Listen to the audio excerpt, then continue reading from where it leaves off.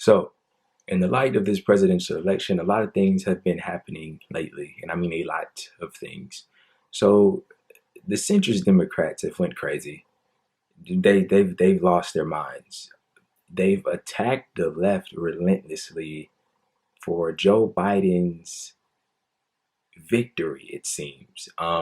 So it seems like Joe Biden will win this election. It hasn't been called yet, but that's the direction that this is going, right? And so you would think they'd be happy, they'd be joyous. We knew that they weren't going to learn anything from this, but you'd think they'd be at least a little bit grateful to the left for the efforts that they put in to elect this empty shell of a man that has no values whatsoever. But no, like always, corporate Democrats will continue to be corporate Democrats. And what that is a piece of shit. So let's get into what's been happening lately.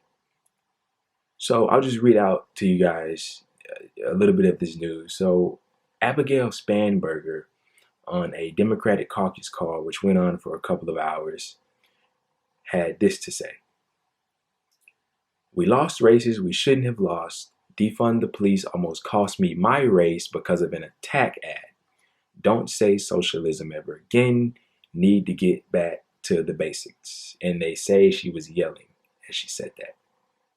Now, I'll read out to you what Joe Scarborough, I hope I said that right, on Morning Joe.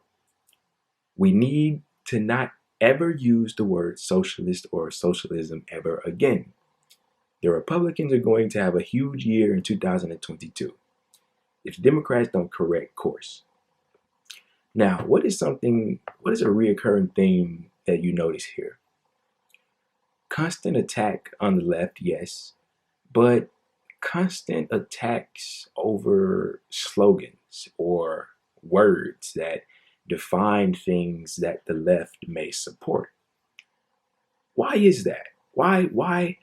I always found it funny why these words that the Republicans and corporate Democrats have helped the Republicans do this, but they've turned words that have valuable meanings into scare words. And so they say it on air and they get the American people that don't know these things the way that we know these things, and they start to think, oh, well, this must be a bad thing because they're obviously portraying it to be a bad thing, right?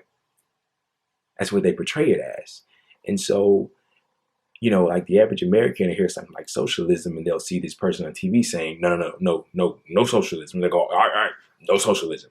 You don't even know what it means. And it's just very funny to me how they say, don't say that. Don't say things like Medicare for all. Don't say things like free college. It scares the voters.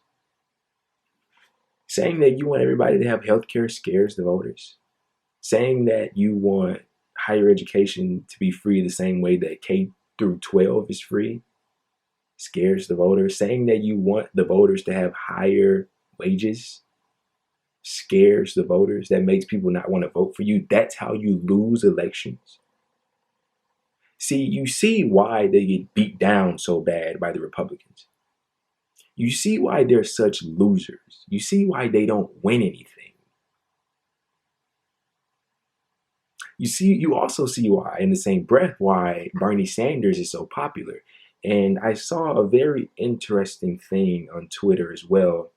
They posted a picture of the representatives that ran, and they also put beside who supported Medicare for all, who didn't, and who won their election. And as far as I can see in this picture, the people that supported Medicare for all didn't win. The people that do support Medicare for all won.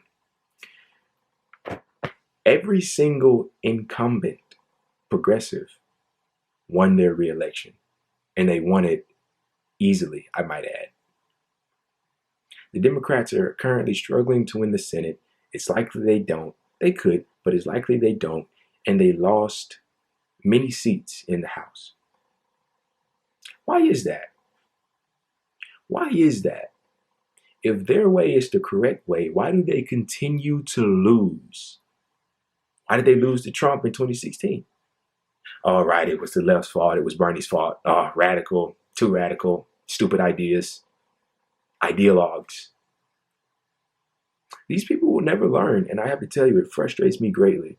It frustrates me greatly. I mean, it really grinds my gears, man, to see people say things like this and think that they're right.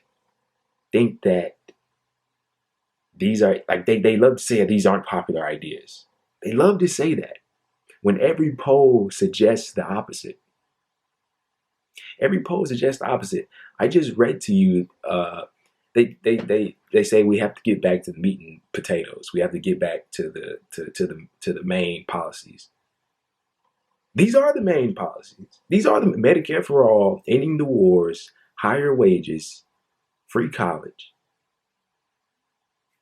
These are the main policies, right? This is the meat and the potatoes right here. This is it. These people, man, they want to be the Republican Party so bad. Why not just go run with the Republicans? Just go join the Republican Party. See, the reason why they lose so much is because they're not offering an alternative. There is no alternative. There's the Republican Party, and then there's the other Republican Party that's not really as bad as this Republican Party. But when you offer those two things to people, people don't want any of them. They don't want either one. Because it's really the same thing, except one is like a lesser evil, kinda. That's not savory to people. People don't like that. You have to offer them something else. And these corporate Democrats, these centrists, they fail at doing so greatly. How do we beat the Republicans? Let's be like the Republicans. That's their mindset. That's their mindset. How do we beat them? Let's be like them. And Mitch McConnell has already said he's not going to work with Joe Biden unless it's with centrists. And guess what Joe Biden's going to do? He's going to oblige. He's going to oblige.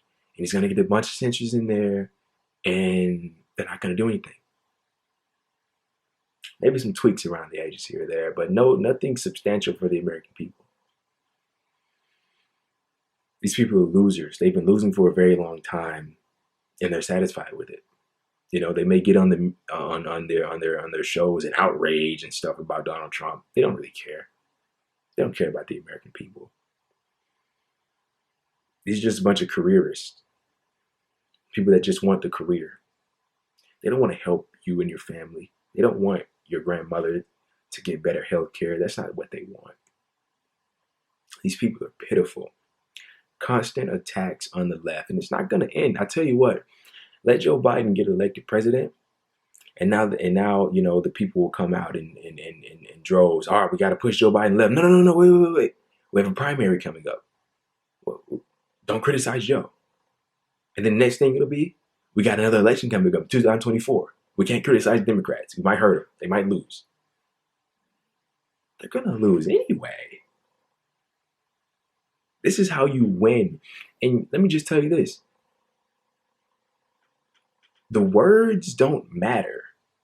Like Medicare for all, you know, free college, you know, the slogans, defund the police, none of that matters to me. What matters to me is the actual policies. What do the policies say? Right? If you break Medicare for all down for somebody and you tell them, hey, healthcare for everybody.